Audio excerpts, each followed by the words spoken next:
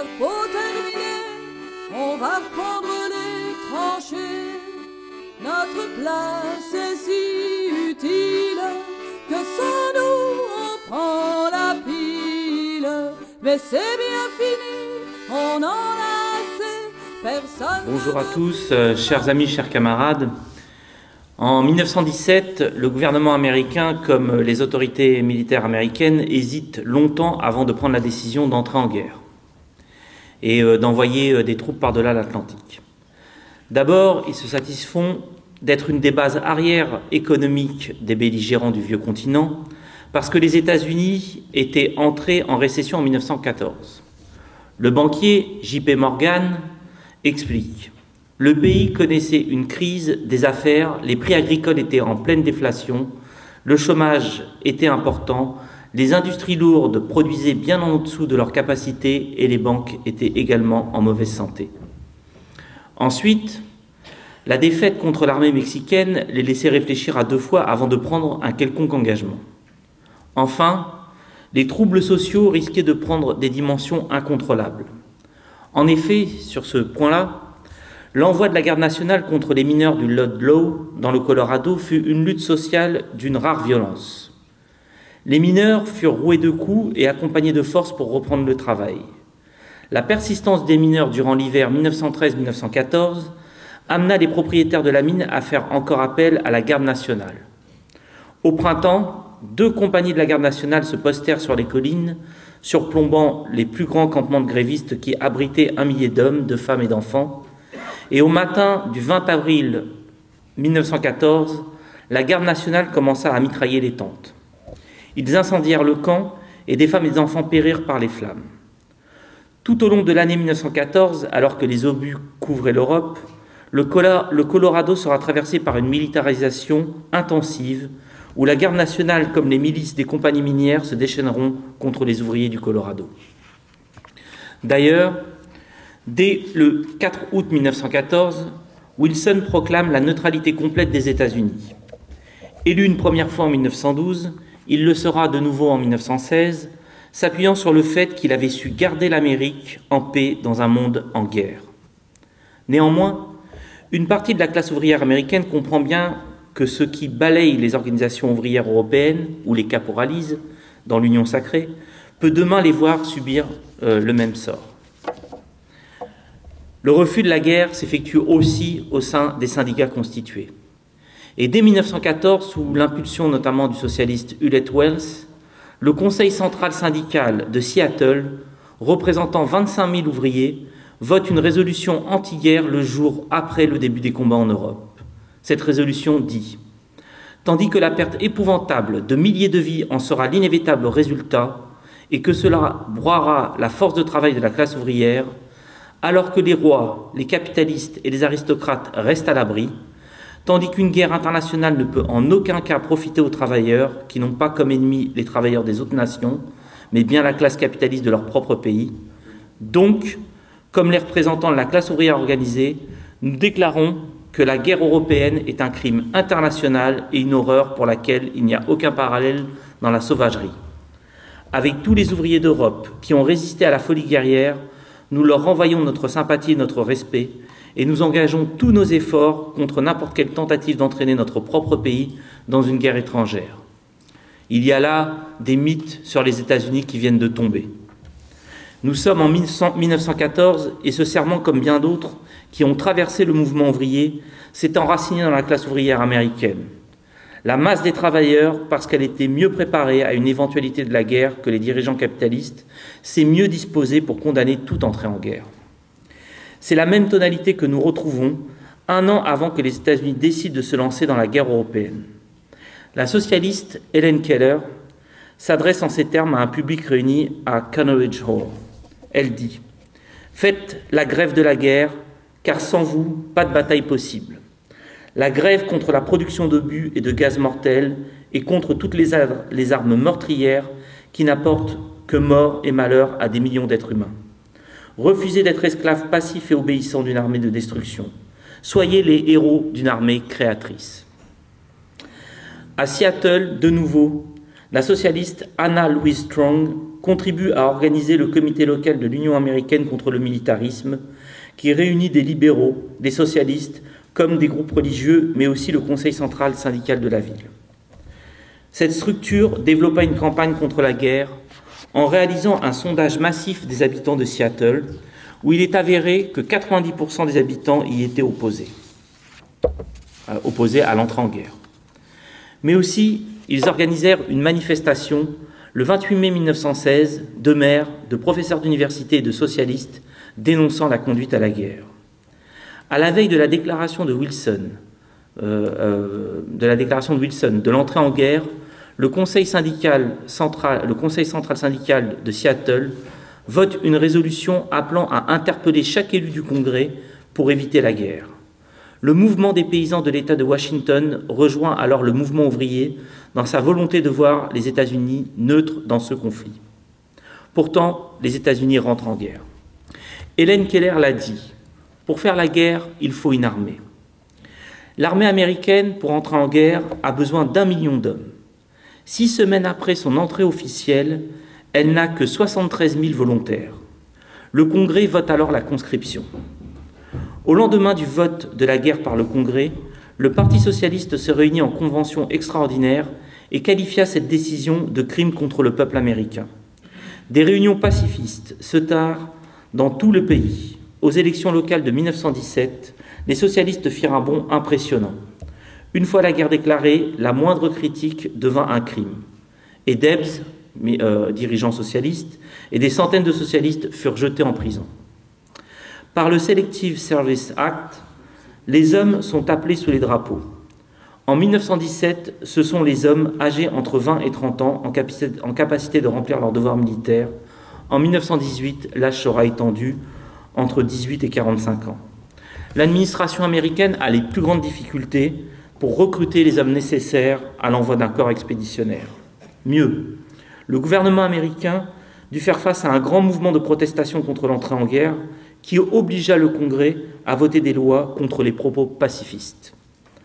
Et de fait, 2000 personnes furent poursuivies pour avoir critiqué la guerre. Sur l'ensemble des hommes devant être enregistrés et servir dans cette guerre, 2 millions ne le furent jamais. 12% des enregistrés ne répondirent pas à l'appel ou désertèrent avant l'arrivée au camp d'entraînement, soit 338 000 hommes. 64 000 obtinrent le statut d'objecteur de conscience. Le gouvernement, dans cette difficulté, rétribua 75 000 orateurs chargés de convaincre les populations dans la justesse de la guerre en vain. À New York, sur les 100 premiers conscrits, 90 demandèrent à être exemptés. Des historiens sont mis à contribution pour justifier la guerre. 23 millions de brochures distribuées sont destinées, je cite, à instiller le patriotisme dans l'opinion publique. Et selon une étude sur le rôle des historiens dans la propagande mise en place au cours de la Première Guerre mondiale, la plupart de ces écrits réduisaient les questions posées par la guerre à une vision manichéenne et donnaient une image idéale et morale du rôle de l'Amérique, tout en établissant la culpabilité allemande de façon irrévocable. Même en temps de paix, vous le voyez, il y a toujours des historiens qui réécrivent l'histoire officielle et influencent les décisions politiques, même au XXIe siècle. La question noire est pourtant au cœur de la classe ouvrière américaine et au cœur de ces questions sur la guerre.